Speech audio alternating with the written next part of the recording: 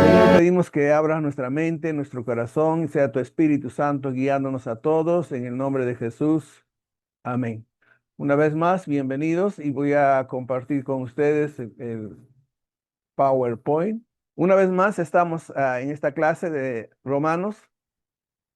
Ya hemos trabajado lo que habla sobre la necesidad de la justicia de Dios o la necesidad de la salvación. Estamos en el capítulo 1 al 3. Hoy día debemos terminar el capítulo 3, donde vamos a hablar la conclusión final de Pablo sobre la necesidad de la justificación. También vamos a hablar la provisión universal. Si hay una necesidad universal, hay una provisión universal, pero también como hay un cuestionamiento entre qué ley, entonces vamos a hablar sobre la armonización de la justificación y la ley. Entonces, hoy trataremos de terminar todo el capítulo 3, ¿no? Entonces, ahí usted tiene el tema. Entonces, ahora la conclusión de la culpa universal, ¿no? Los judíos no son mejores que los gentiles. Entonces, Pablo va a iniciar ahora este diálogo con una pregunta. ¿Qué pues, no? Una pregunta que Pablo va a hacer, ¿no? Entonces, el texto mismo dice, ¿somos nosotros mejores que los gentiles? Somos nosotros porque Pablo también era judío. Por eso él se involucra y él dice, ¿somos mejores? O viendo un poquito la palabra en griego dice, ¿nos defendemos? ¿O estamos protegiéndonos con excusas? ¿Somos aventajados con otros? Entonces, nosotros ya hemos visto que Pablo en el versículo 2 dice que los judíos tienen ventaja sobre los gentiles. ¿Cuál es la ventaja? Es que el judío recibió la palabra de Dios. Dios le confió a los judíos la palabra de Dios. Y eso es una grande ventaja, ¿no? En ese sentido, los judíos tenían una luz gloriosa y tenían una ventaja sobre los gentiles. Hemos visto esos privilegios de los judíos, ¿no? Ser judío, por eso se apoyaban en la ley, se gloriaban en Dios. A través de la ley conocían la voluntad de Dios, a través de la ley de Dios aprobaban lo mejor, ¿no? Entonces, en cierto sentido, sí, los judíos tienen ventaja sobre los gentiles, ¿no? Pero hay un principio fundamental que nosotros tenemos que entender. Los privilegios determinan responsabilidades, es decir, a mayor privilegio hay mayor responsabilidad. Y en este caso, si estamos hablando de gentiles y judíos, si los judíos tenían el privilegio de tener la ley, de tener la palabra de Dios, entonces eso determinaría mayor responsabilidad para los judíos que los gentiles. Entonces, el resumen está, en ese sentido, los judíos con la luz que tenían merecían un castigo más severo que los gentiles.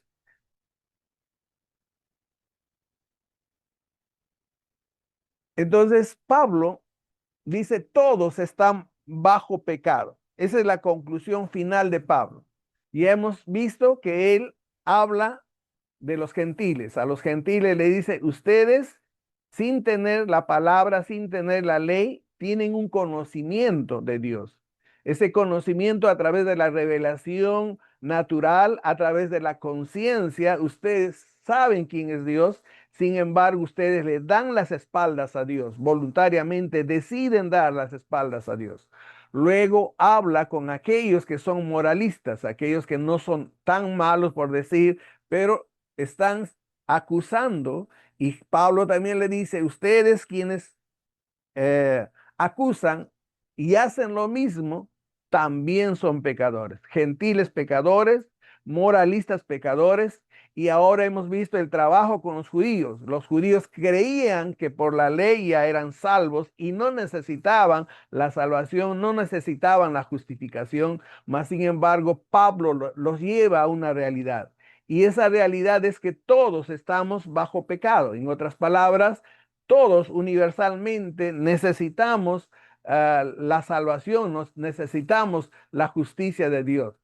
Y ese estar en el griego es una acción continua, es el modo indicativo, esa realidad es continua. En otras palabras, cada día necesitamos de Dios, cada día necesitamos de la justicia de Dios, ¿no? Entonces ahí está la acusación final. Pablo dice, ¿no? Está establecido, ¿no? Que el gentil, el religioso moralista y el judío que tenía la ley de Dios son culpables de pecado. No solamente son culpables de pecado, Pablo nos va a decir que están bajo el dominio del pecado, y porque están bajo el dominio del pecado, estamos bajo el juicio y la ira de Dios por causa de los pecados. Los judíos que tenían la palabra de Dios, por lo que tenían ventaja sobre los gentiles, no eran mejores que los gentiles. Tanto el uno como el otro son culpables. Tanto el uno como el otro son pecadores. Tanto el uno como el otro entonces están bajo el pecado, bajo el señorío del pecado. Esa es la conclusión final a la que llega Pablo, ¿no? Entonces, tanto judíos como gentiles, todos están bajo pecado. Habla de nuestra realidad de esclavitud. Habla de nuestra realidad que estamos vendidos bajo el pecado. Habla de nuestra realidad que estamos vendidos bajo el dominio del pecado. Y ahora Pablo va a ingresar y va a decirnos en el siguiente versículo, en el versículo 10, como está escrito. En otras palabras, Pablo quiere confirmar lo que está diciendo, quiere confirmar la conclusión, quiere confirmar la culpabilidad universal. Y para eso Pablo se va a la palabra de Dios y dice, como está escrito. Entonces Pablo va a usar muchos salmos, va a usar también Eclesiastés para sustentar lo que él está diciendo. Es decir, Pablo no dice, yo me imagino, yo pienso, yo creo, como muchos de nosotros hacemos. No, Pablo dice, mira, lo que yo les estoy diciendo lo voy a confirmar. ¿Cómo lo voy a confirmar? Con la palabra de Dios. Entonces, Pablo va a usar el Antiguo Testamento para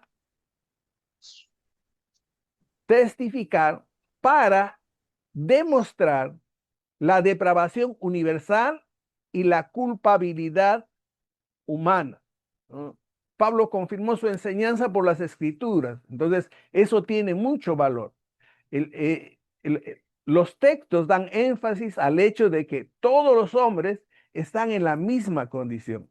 Todos estos textos que Pablo va a usar va a mostrarnos que el hombre espiritualmente está bajo el pecado, ¿no? Y estas citas nos sirven como apoyo para confirmar lo que Pablo está diciendo. Entonces, 7 veces Pablo usa frases como no hay, a una y todos, ¿no? 7 frases va a usar Pablo, 7 frases. No hay, a una y todos, en los siguientes versículos. Entonces, la primera cosa dice, no hay justo ni aún uno. En otras palabras, universalmente todos somos culpables. No hay justo. Y usa el Salmo 14 para sustentar lo que él está diciendo. Como está escrito, no hay justo alguno, y eso lo comprueba las escrituras, estaría diciendo Pablo. Luego nos dice, no hay quien entienda. No hay quien entienda. No entendían que el sistema mosaico era temporal. No entendían que la ley era temporal y no permanente, porque en Hebreos vamos a entender que esa ley era temporal, ¿no? Y por eso eran guías de ciegos, como lo decía Jesús. Y por eso también ellos quitan la llave de la ciencia. No hay quien entienda. Gentiles, moralistas, judíos que tienen la ley, no entienden. Luego dice, no hay quien busque a Dios. Los hombres buscaban justificarse delante de los hombres. Buscaban tener su gloria. Pero no hay quien busque a Dios. Los gentiles tenían el conocimiento de Dios, no buscaban conocer a Dios, ¿no? Los moralistas conocían, no hacían lo que decía la palabra de Dios. Los judíos conocían religiosamente, pero ellos no entendían que la ley tenía que internacional, hacerse interno. No lo hacían. No buscaban a Dios como lo debían buscar, lo buscaban superficialmente, lo buscaban religiosamente. Luego dice, todos se desviaron en el versículo 12, ¿no? Todos se desviaron. Entonces aquí, una vez más, está comprobando que nadie se salva de la culpabilidad y a una se hicieron inútiles, dice la palabra de Dios, ¿no? Todos se desviaron, a una se hicieron inútiles. El versículo 12. Entonces, la expresión hebrea aquí, el salmo, significa corromperse. A una se corrompieron, diría en el texto de los salmos. Y en griego dice hacerse inservible. A una se corrompieron.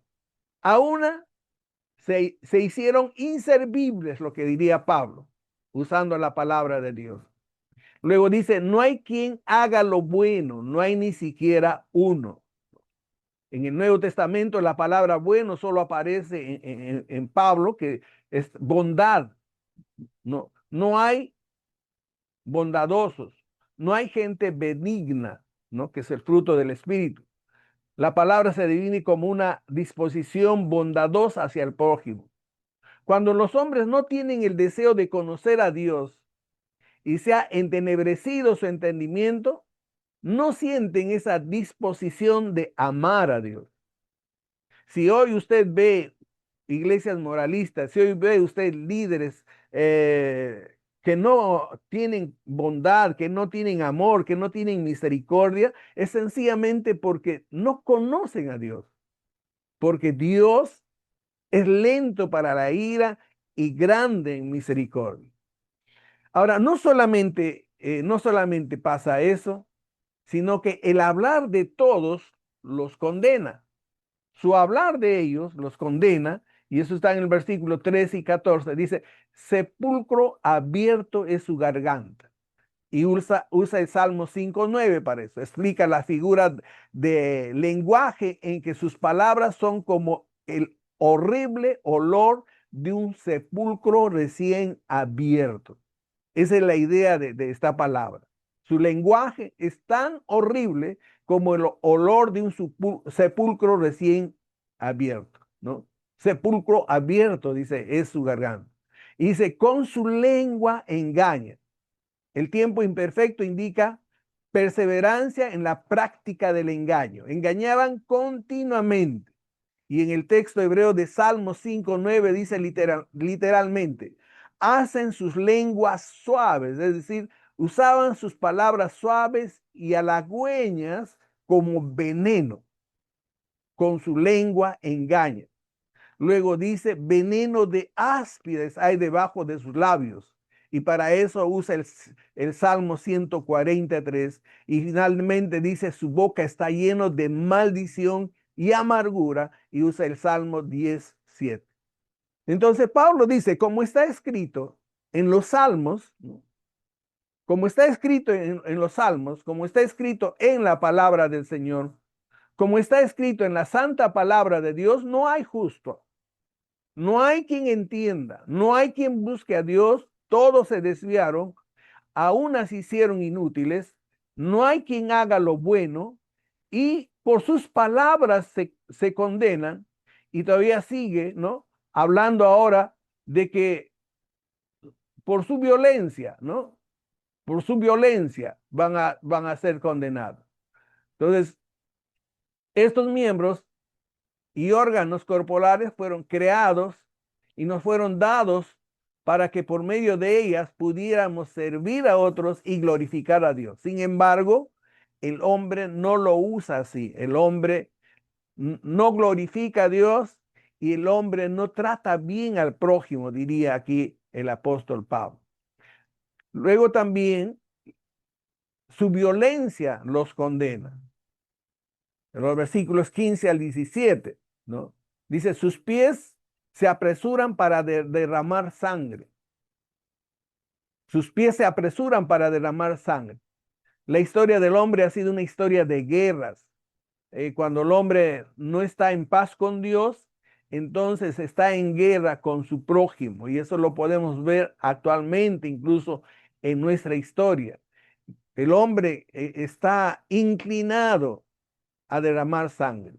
Quebranto y desventura hay en sus caminos y no conocieron camino de paz, dice la palabra del Señor, ¿no?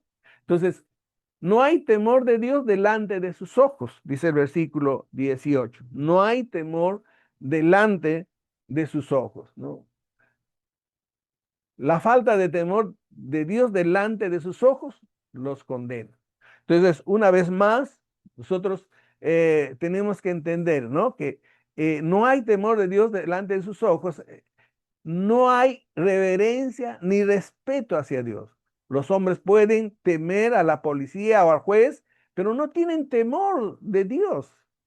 Las personas que tienen temor de Dios es la persona que teme hacer algo que puede desagradar a Dios. Temor de Jehová es el comienzo, dice el principio de la sabiduría es el temor a Jehová, nos dice Salomón, ¿no? Y si eso no puede pasar en nuestras vidas, si el temor de Dios no es la marca, no es la característica de nosotros como hijos de Dios, entonces estamos condenados. Entonces, una vez más, el apóstol Pablo dice, mira, la palabra de Dios dice que no hay justo alguno, todos, y la palabra de Dios dice que por sus propias palabras el hombre es condenado, todos, universalmente, y por su violencia el hombre también es condenado. No hay temor de Dios, ¿no? Entonces, esta descripción del ser humano bajo pecado, ahora en el versículo 19, el versículo Pablo está llegando a la conclusión final del argumento que comenzó en Romanos 1:18, recuerden, habiendo citado el Antiguo Testamento, la ley no puede salvarnos de nuestro pecado y de la pena que merecemos. La ley no puede hacer nada, ¿no? Entonces, esa descripción bíblica tiene un propósito.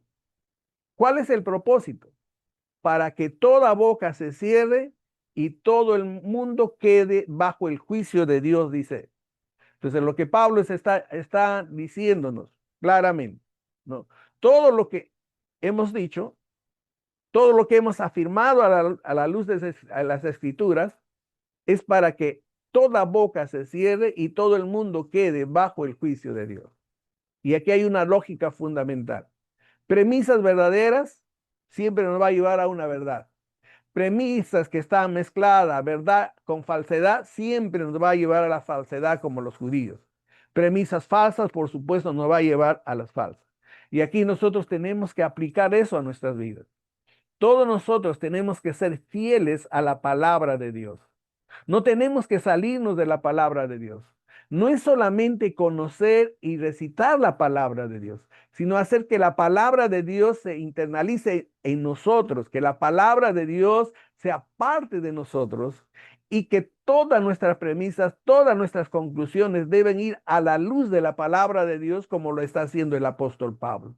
Por lo tanto, la culpabilidad universal es verdadera, porque ya ha demostrado Pablo de tres maneras y ahora lo está sustentando con las Escrituras. Muchos de nosotros tratamos de mezclar la verdad con la falsedad, como Satanás, que usaba media verdad, ¿no? Y media mentira. Llega a ser una falsedad de todas maneras. Y siempre que nosotros vamos con una premisa falsa, que no es parte de la palabra, que simplemente es una suposición humana, siempre nos va a llevar a la falsedad. Esto nos debe ayudar a todos nosotros, ¿no? Entonces, ahora llega la conclusión del argumento, ¿no? La demostración. Pablo concluye que todo lo que la ley dice, lo dice a los que están bajo la ley. Es decir, a los judíos, ¿cierto? Eso es lo que nos diría en el versículo 19.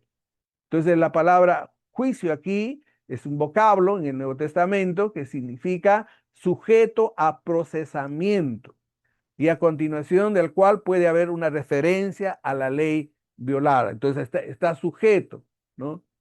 Ahí hay un principio espiritual que nosotros podemos aprender ahora. Un rito ordenado por Dios determina siempre una responsabilidad. Cuanto más conoces la palabra de Dios, más responsabilidad tienes delante de Dios. Cuanto más estudias la palabra de Dios, más responsabilidad tienes delante de Dios, ¿no? Ese es un principio que nosotros podemos hacer. Entonces, el propósito, como hemos dicho, es tapar la boca del hombre y hacer que todo el mundo quede bajo el juicio de Dios. Universalmente, todos tenemos que reconocer que estamos bajo el juicio de Dios. ¿Ah? La ley pone de manifiesto ¿qué? La ley pone de manifiesto la santidad de Dios. La ley pone en manifiesto, ¿no? La pecaminosidad del hombre. Y la ley nos lleva, por eso el ayo que nos lleva a Jesucristo.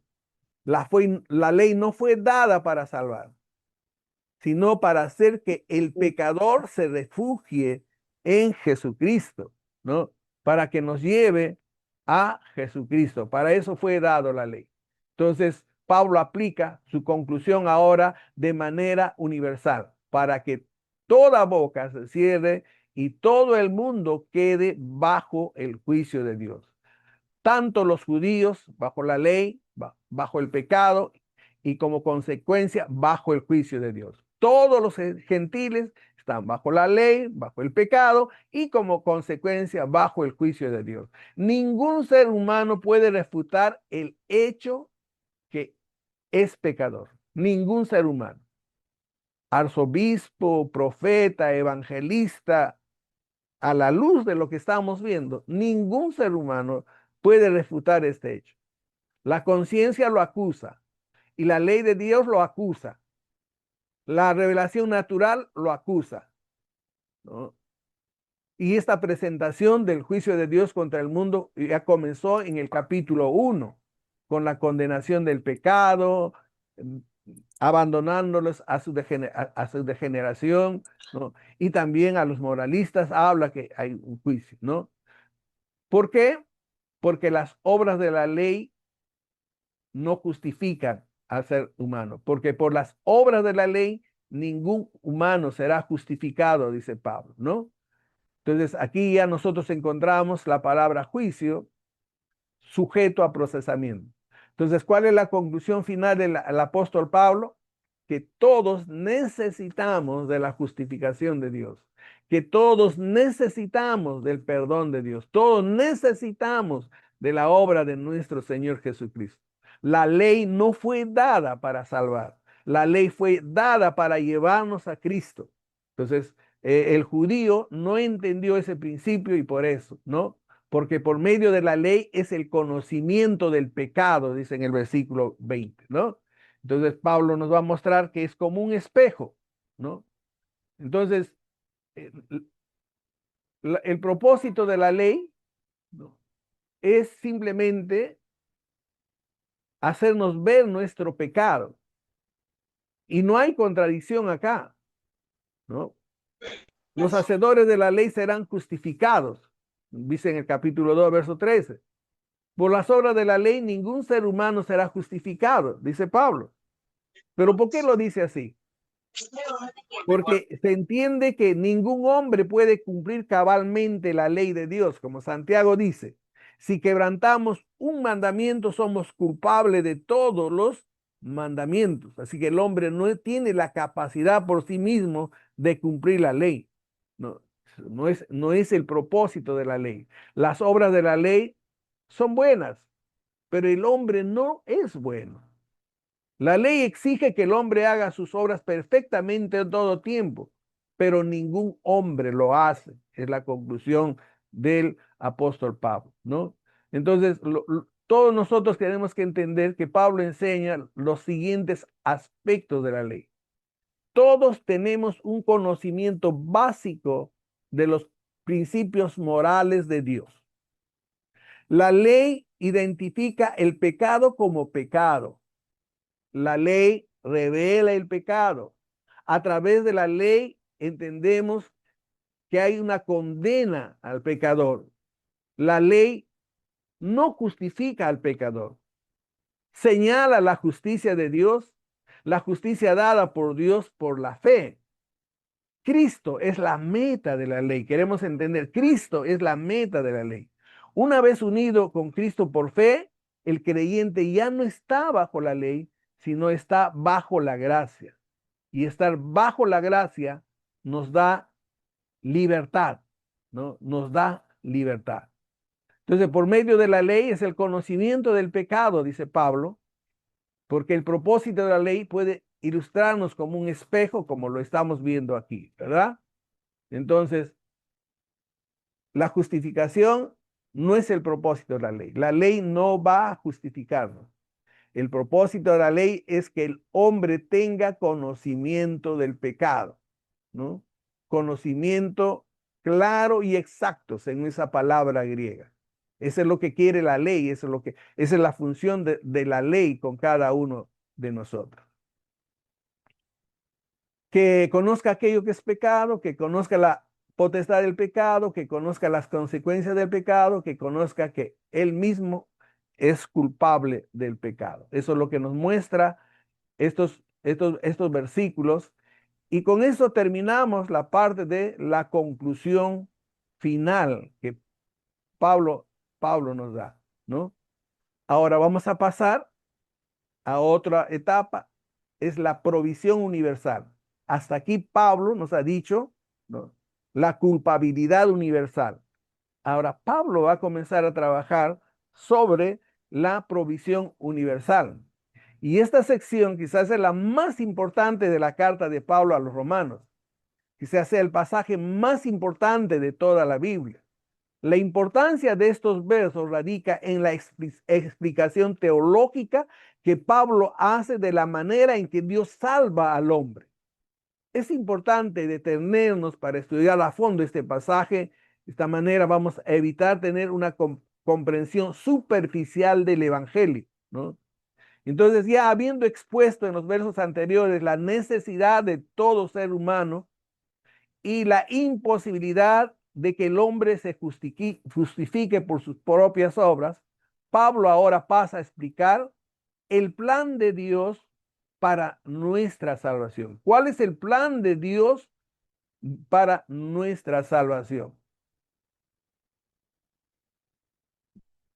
Dice, pero ahora, aparte de la ley, se ha revelado la justicia de Dios y es atestiguada por la ley y los profetas. Una vez más, Pablo da una afirmación que ahora se ha revelado, aparte de la ley, se ha revelado la justicia. Y dice, está confirmada por la ley y por los profetas. Ese es algo que quisiera que ustedes entendieran, por favor, ¿no? Entendieran que siempre Pablo sustenta sus argumentos con la palabra de Dios, ¿no? Entonces ahora él va a describir el camino a la salvación. Va a describir, ¿no? Y él nos va a decir, Dios ha provisto una justicia. Dios ha provisto una justicia. Pablo nos dice varias cosas en este verso acerca de la justicia de Dios, pero lo fundamental es que esta justicia viene de Dios. La justicia viene de Dios y el autor de la justicia es Dios. Pablo ahora añade otro detalle acerca de esta justicia que Dios ha provisto en el Evangelio. ¿no? Ha provisto oro. Entonces, ahora Pablo nos va a decir, ¿no? Que viene de Dios la justicia, y ahora él va a hablar del momento en que se ha revelado esta justicia. La palabra revelación tiene sentido de quitar el velo. Es lo mismo de Apocalipsis, ¿no? Apocalipsis. Entonces, ahora se ha quitado el velo y nos va a hablar acerca de la justicia de Dios.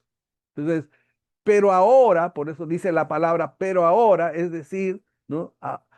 Fuera de los ejercicios rituales, fuera de la ley ahora, en ese tiempo, ¿no? Ha provisto la justicia, nos dice el apóstol Pablo. En estos últimos tiempos, Dios ha revelado la manera en la cual el hombre puede ser justo delante de Dios. Algo completamente nuevo ha ocurrido con la venida de Cristo. Este es el Evangelio. Estas son las buenas nuevas. La justicia de Dios a través de nuestro Señor Jesucristo, ¿no? El momento, pero ahora, ¿no? En este nuevo tiempo, en esta nueva etapa, fuera de la ley, ¿no? Se ha manifestado la manera, la manera de la provisión de la justicia divina. Pablo dice, aparte de la ley. Algunos han interpretado estas palabras en el sentido de que para Pablo la ley ya no servía, era obsoleta. Pero en el versículo 31, Pablo dice que el Evangelio, lejos de abrogar la ley, lo confirma, ¿no? Por lo tanto, cuando Pablo dice, aparte de la ley, hay que insertar las palabras, las obras de, para entender bien lo que Pablo está diciendo. Lo que Pablo enseña es que esta justicia de Dios no tiene nada que ver con las buenas obras de la ley y que nosotros pudiéramos hacer. Es una justicia otorgada a los hombres en base a otros criterios. Y más adelante notamos que esta justicia de Dios nos otorga en base al cumplimiento perfecto de la ley de Dios por parte de Cristo. Es decir, Cristo cumple perfectamente la ley y por eso somos justificados delante de Dios. Es decir, la doctrina de la justificación no es simplemente que Dios nos declara sin culpa, sino que Dios nos considera completamente justos, como si realmente hubiésemos cumplido fielmente toda la ley delante de Dios durante toda nuestra vida. ¿Por qué? Porque Cristo la cumplió perfectamente por nosotros.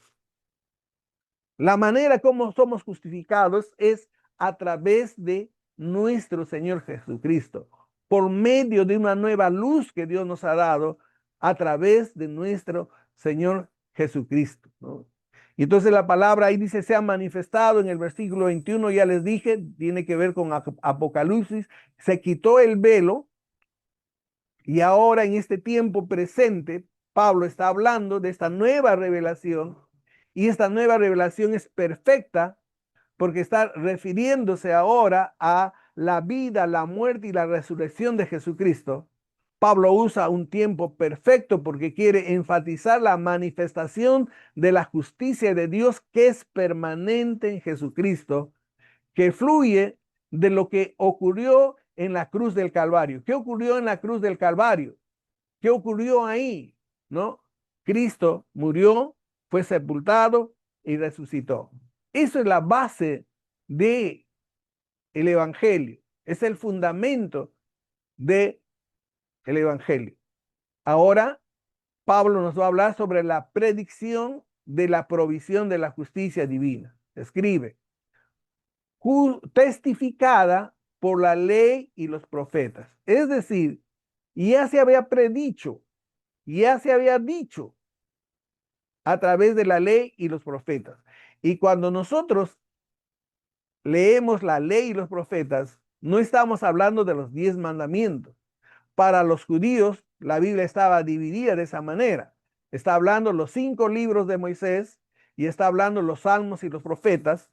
En otras palabras, nos está hablando de todo el Antiguo Testamento. Una vez más, Pablo afirma que esta salvación fue algo que Dios planeó desde la eternidad y lo había predicho, lo había profetizado en el Antiguo Testamento.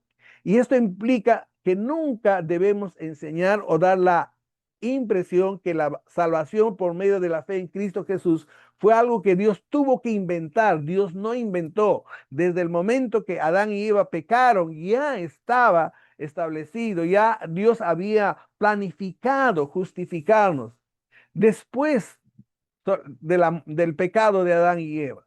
Y todo el Antiguo Testamento está lleno de referencias y alusiones a la salvación de Dios.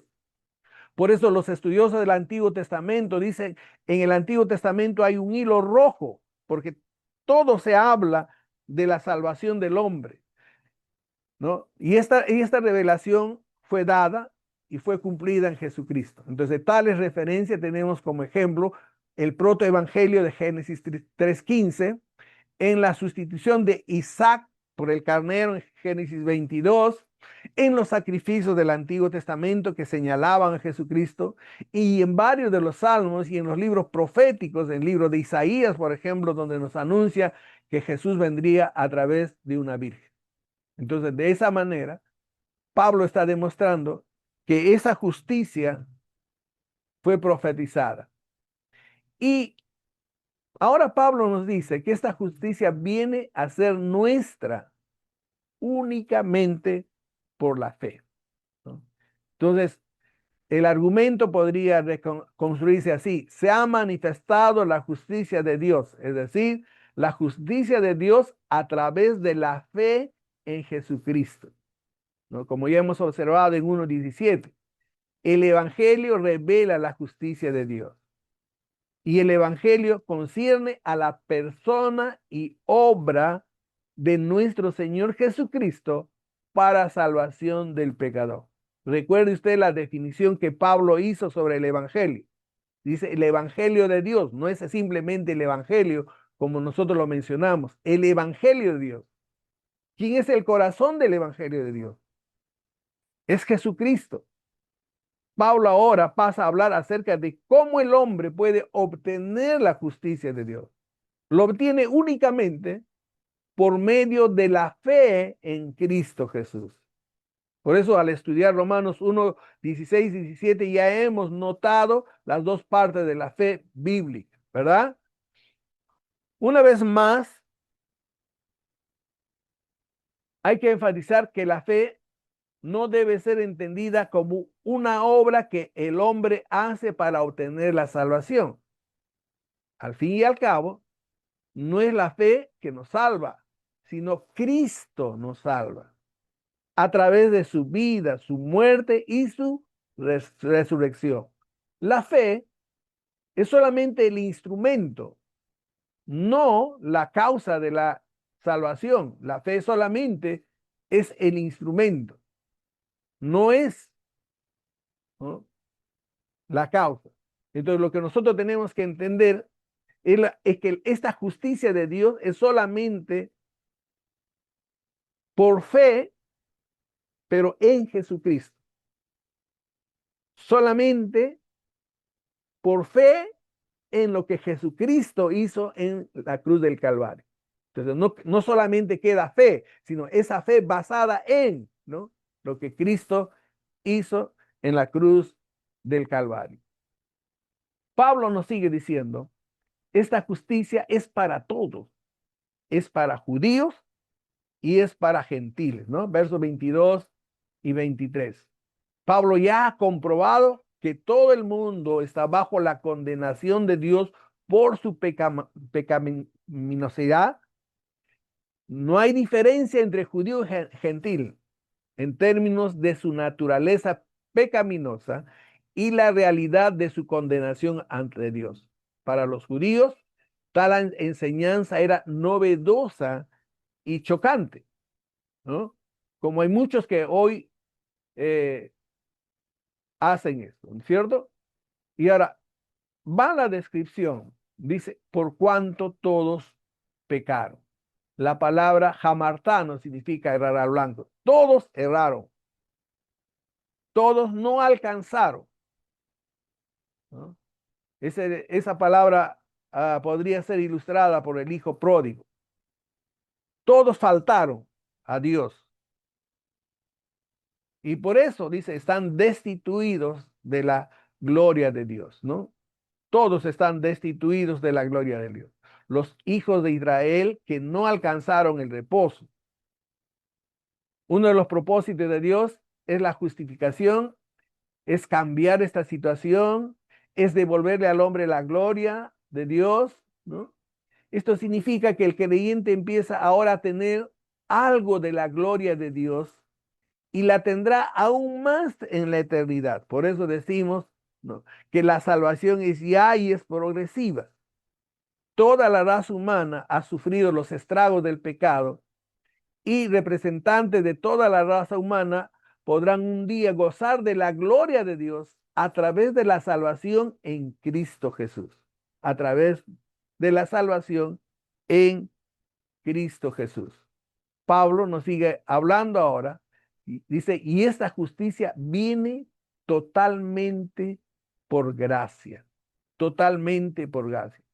Pablo enfatiza que la justificación ante Dios es un don, es un regalo que viene gratuitamente de parte de Dios.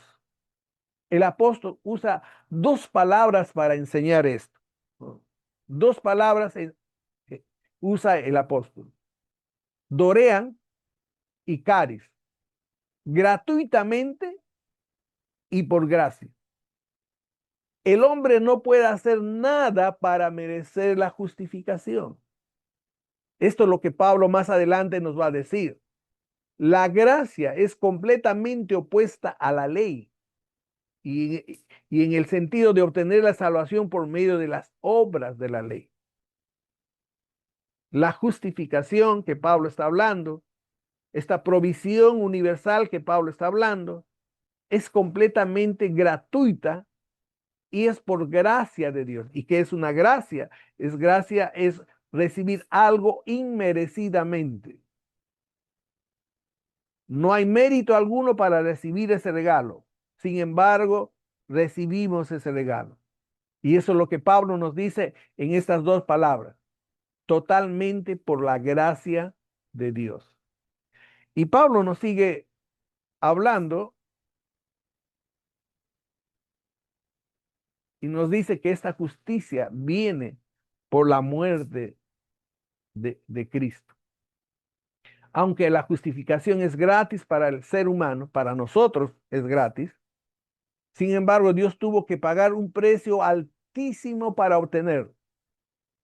Pablo hace referencia al costo de la justificación cuando escribe mediante redención que es en Cristo Jesús. Mediante redención que es en Cristo Jesús. A nosotros no nos cuesta nada. Para nosotros es gratis, pero para Dios no lo fue. Dios tuvo que entregar a su Hijo en la cruz del Calvario para morir en nuestro lugar. Por eso la palabra redención es una palabra clave en el Nuevo Testamento. Aunque solo se encuentra 10 veces en todo el Nuevo Testamento, la palabra en griego y su raíz es aflojar la ropa de la armadura o como soltar a los animales, ¿no? Pero más adelante se dio la idea de soltar en libertad a los esclavos. Eso significa la palabra redención. Estábamos esclavizados por el pecado y por la fe en Jesucristo somos soltados de la esclavitud del pecado, somos redimidos del pecado. Y esa palabra que Cristo usó ahí en Mateo, en Marcos, también lo vemos en Hebreos, ¿no? Entonces, ¿de cuál esclavitud necesita el hombre ser rescatado? La respuesta bíblica es que el hombre pecador necesita ser rescatado de la esclavitud del pecado y Satanás. También tenía que ser rescatado de la ira de Dios. él mismo no podía pagar el precio, el hombre no podía pagar, era demasiado alto. Sin embargo, lo que el hombre no podía hacer por sí mismo, Dios lo hizo, enviando a su Hijo unigénito para morir en la cruz. El pago es el precio de la sangre de Jesucristo para abrir las puertas de la prisión y dar al hombre libertad, salvándole de la ira de Dios, no solamente de la condenación, salvándonos de la ira de Dios. Toda la gloria ha de ser dada a Cristo, porque Él compró nuestra libertad. Es solo por medio de la muerte redentora de Cristo que Dios nos puede justificar ante su presencia. Sin embargo, debemos enfatizar que no hemos sido rescatados simplemente para vivir libremente de una manera libertina como queramos. Más bien hemos sido comprados para ser siervos de Dios, ¿no? Para ser siervos de Dios.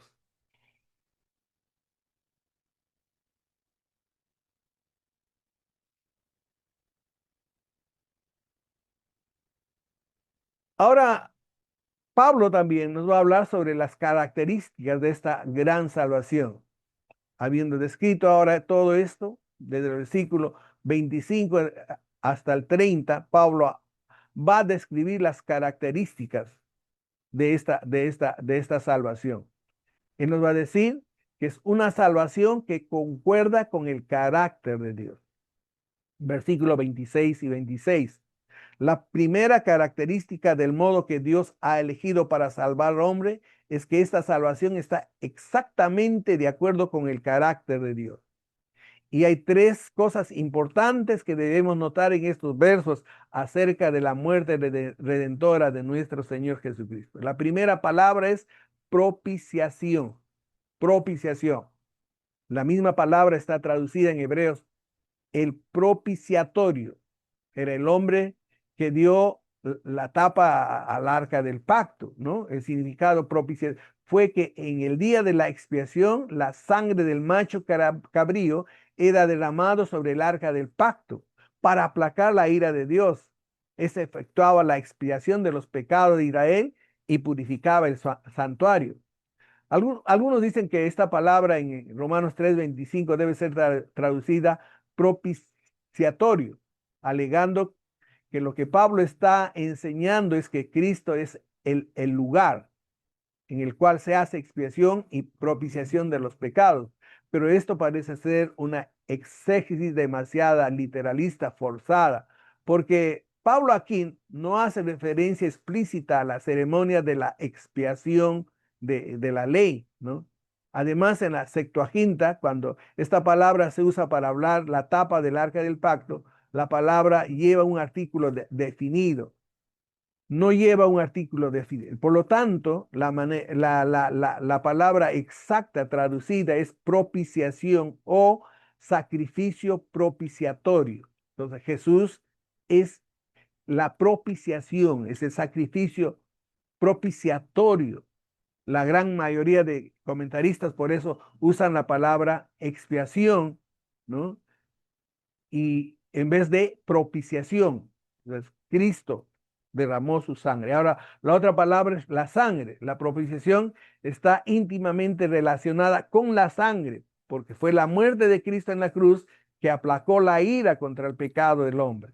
Ese énfasis sobre la sangre de Cristo en el Nuevo Testamento es demasiado obvio para necesitar muchas explicaciones. Es la sangre que hace suficiente la justificación. Y la pregunta interesante es, ¿por qué Pablo no escribió simplemente muerte? ¿Por qué Pablo específicamente habla sangre?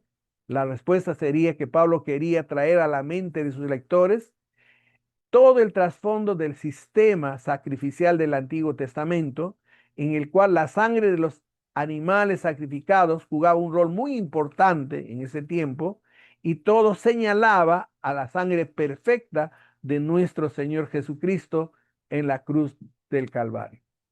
Por lo tanto, entonces podemos entender ahora que la fe en Cristo, ¿no?, es que Él murió como sustituto de nosotros. La fe en Cristo nos hace entender que Él pagó por todas nuestras culpas. La fe en Cristo nos hace entender que Él quita el pecado de todos nosotros. Y es por medio de su sangre, ¿no?, que somos justificados. Es por medio de su sangre que recibimos el perdón de pecados. Es por su sangre que recibimos la reconciliación y el acercamiento a Dios. Es por su sangre que tenemos acceso al lugar santísimo. Es por su sangre que tenemos comunión con Dios y con todos los creyentes, ¿no? Entonces, ahí vemos todos estos principios que la palabra del Señor nos enseña. Y luego va a finalizar Pablo ahora, ¿no?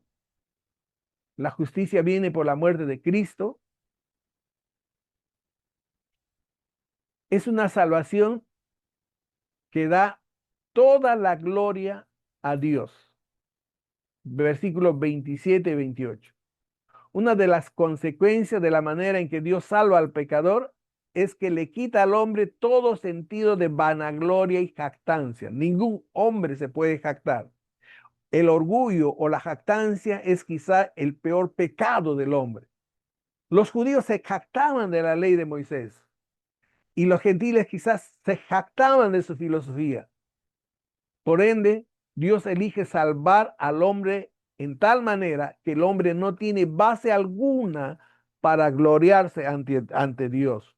Por eso podemos entender que nosotros, que toda la gloria es para Dios.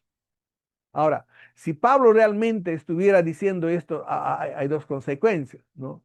Está diciendo, ¿no?, que toda la obra, toda la transformación, todo lo que el hombre puede experimentar, no es para que se gloríe, no es para que la iglesia se gloríe, sino es para dar la gloria a Dios, ¿no?, para reconocer a Dios, ¿no? Ahora, cuando usted en Cristo está cumpliendo cabalmente la palabra de Dios, usted está siendo transformado y está siendo renovado, no es para que usted se capte, sino es para reconocer que gracias a Dios y darle la gloria a Dios. Entonces, esa es una regla que nosotros debemos entender todos los días de nuestra vida, ¿no? Es una salvación que demuestra que el Señor es Dios de todo el mundo. Otra característica que Pablo quiere enfatizar en el versículo 29 es que Dios ha elegido salvar al hombre de tal manera que la salvación esté al alcance de todos los hombres. Escúcheme, de todos los hombres, tanto judíos como gentiles. Hasta aquí no hemos encontrado la palabra predestinados. ¿Por qué? Porque Dios es el único Dios de todo el mundo y tiene interés en cada ser humano, ¿verdad? Estamos haciendo un estudio inductivo, por lo tanto, las barreras que dividen al mundo desaparecen para siempre con el Evangelio, especialmente esa barrera entre judío y gentil. Y esta es la gran enseñanza de Pablo también en Efesios. Por lo tanto, hay que tener cuidado con la teología dispensacionalista que enseña que después del rapto de la iglesia Dios volverá a establecer su viejo pacto con los judíos y favorecerle a ellos. Algunos han tratado de hacer una diferencia minuciosa entre estas expresiones. Él justificará por la fe, ¿no?, a los de la circuncisión por medio de la fe y a los de la incircuncisión por medio de la fe. Pero hay que tener cuidado. Pablo varias veces, ¿no?, expresa literalmente, no hay judío, no hay griego, ¿cierto? Pablo usa dos veces eso, por la fe de Jesucristo, ¿no? Por la fe de Jesucristo, por la fe en Jesucristo, sean judíos o gentiles. Como dice Gálatas, ya no hay varón ni mujer, no hay griego ni gentil, todos somos uno en Cristo Jesús. Ahora queremos finalizar esta exposición